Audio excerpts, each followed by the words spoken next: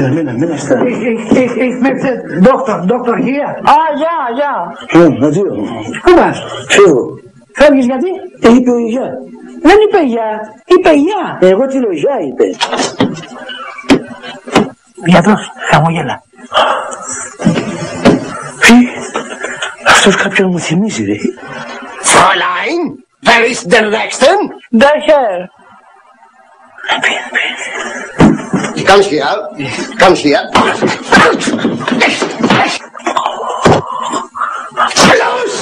Los! Oh.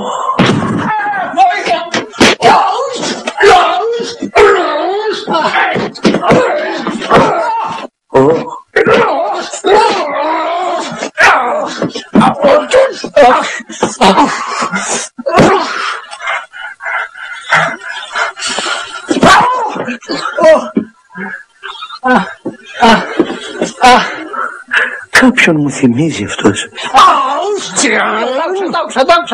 Καλά, εντάξει, θα είμαι καλός. Μάλλον θα με σκοτώσει.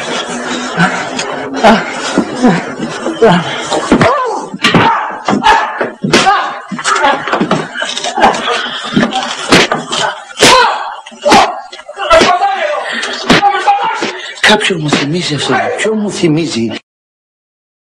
Άμπα, δεν φαντάζομαι.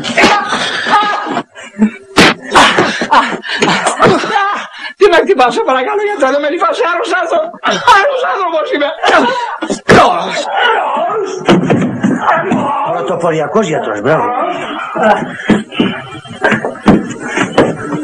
Εσύ, καλό γιατρός, θα σε κάνει καλά αυτός. Πρέπει να μου σπάσει την πλάτη, αν με κάνει καλά. Αφού έχει θεραπεία. Η πλάτη. Τώρα σου ασπιρίνη. Μιλάει την κοστίκα, θα με ξαναδείρει. Αφού είναι θεραπεία αυτή, δεν με ξαναδείρει. Για δεν στη γράφει συνταγή, τι έχεις? Δεν τη βγάζω, τη βγάζω στα γερμανικά. Ωραία, πάμε στο γεννηματίδι, στο σπίτι μας να μας τη μεταφράσει.